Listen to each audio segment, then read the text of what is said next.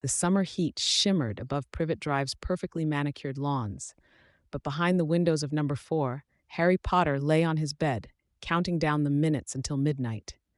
His small room, once Dudley's second bedroom, felt more like a cage than ever before. Letters from his friends at Hogwarts had mysteriously stopped arriving, leaving him feeling more isolated than he'd ever felt before. Hedwig, his snowy owl, remained locked in her cage, courtesy of Uncle Vernon's strict new rules. The approaching midnight would mark Harry's 12th birthday, though he held no expectations for celebration. The Dursleys, after all, had perfected the art of ignoring significant dates in Harry's life. As the old alarm clock on his nightstand ticked closer to midnight, Harry noticed something peculiar. Two gleaming eyes hovering outside his second-floor window, watching him intently through the darkness. The mysterious eyes belonged to Dobby, a house elf whose sudden appearance in Harry's bedroom would turn his already complicated summer into chaos. The creature's bat-like ears and bulging green eyes seemed almost comical, but his dire warnings about terrible dangers awaiting at Hogwarts sent chills down Harry's spine. When Harry refused to promise he wouldn't return to school, Dobby's determination to protect him led to disaster. The house elf's magic sent Aunt Petunia's prized pudding crashing during Uncle Vernon's important business dinner downstairs. The evening culminated in a ministry warning owl, bars on Harry's window, and Uncle Vernon's triumphant grin as he installed multiple locks on Harry's door. Lying in his now prison-like room, Harry couldn't help but wonder if this was Dobby's true intention all along, to make his life at Privet Drive so unbearable that Hogwarts would seem an impossible dream. As he drifted off to sleep that night, the sound of what seemed like a car engine rumbled somewhere in the distance, though surely that was impossible, especially at this height. The bars on Harry's window cast moonlit shadows across his small bedroom as he lay awake, wondering if he'd ever return to Hogwarts. A peculiar humming sound drew his attention skyward, and to his astonishment, Ron Weasley's grinning face appeared floating outside his second-story window. Behind the wheel of a hovering turquoise Ford Anglia sat Fred and George, their red hair gleaming in the starlight. The rescue mission was both terrifying and exhilarating, the twins' car swaying precariously as they attempted to pull the window bars free. Uncle Vernon's thunderous footsteps approaching down the hallway added a heart-pounding urgency to their escape.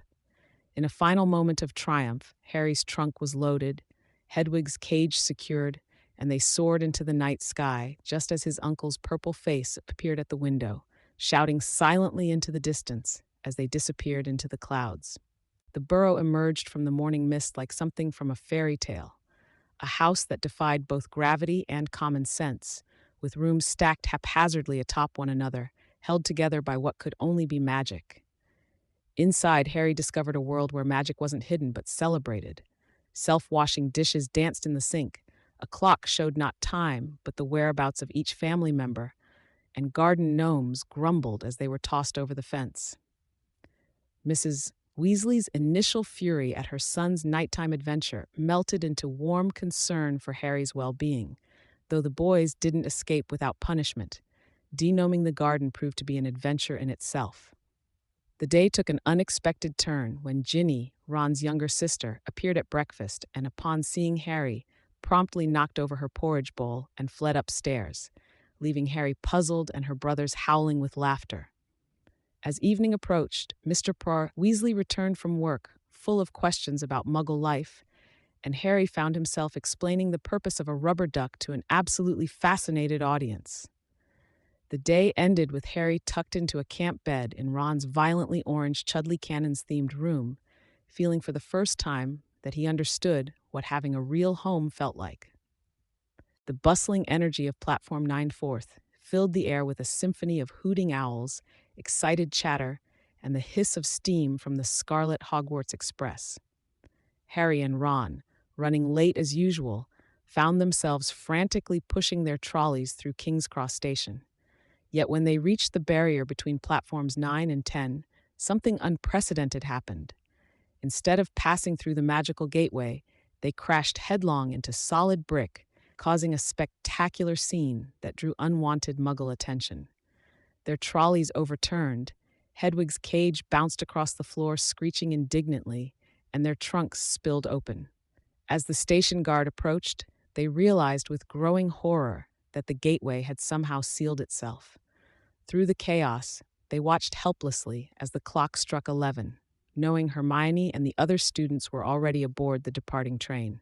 In their mounting desperation, Ron's eyes suddenly lit up with a dangerous idea, one involving his father's enchanted Ford Anglia parked outside. The gleam in his eye promised both adventure and inevitable trouble. Soaring through cotton candy clouds in Mr. Weasley's turquoise Ford Anglia, Harry and Ron experienced a journey unlike any other to Hogwarts. The initial exhilaration of flying above London gradually gave way to mounting anxiety as the car's enchantments began to falter. The invisibility booster failed, leading to several close calls with astounded muggles below. As dusk approached and Hogwarts finally came into view, its majestic towers piercing the purple sky, the car started to shudder ominously. The ancient castle's windows glowed warmly, reflecting the evening feast taking place within, a feast they were missing. Just as relief washed over them, the car gave one final splutter. What followed was a heart-stopping descent toward the castle grounds, with Ron wrestling the steering wheel and Harry clutching his seat. Their landing, if one could call it that, involved a violent encounter with a most unusual tree, the Humping Willow. As the car ejected them and their belongings before driving off into the Forbidden Forest, they realized their spectacular arrival hadn't gone unnoticed. Professor Snape's silhouette appeared in the doorway, his expression promising consequences far worse than any damaged tree. The autumn wind whistled through Hogwarts' ancient corridors as Harry, Ron, and Hermione hurried back from nearly headless Nick's Death Day party. The feast's delectable aromas still lingered in the air when Harry suddenly froze. A voice, cold as ice and filled with malice, echoed through the walls. "Rip, tear, kill." His friends stood confused, seeing nothing unusual in the torch-lit hallway. The voice moved upward, and Harry, driven by an inexplicable urge, raced after it, his footsteps echoing against the stone floors. The trio rounded corner after corner until they encountered a sight that made their blood run cold. Foot-high words gleaming on the wall, written in what appeared to be blood. Beneath the ominous message lay Mrs. Norris, Filch's cat, stiff as a board. The discovery drew a crowd, and soon the corridor filled with gasps and whispers. Filch's anguished cry pierced the silence, his accusation pointing directly at Harry, who stood closest to the scene.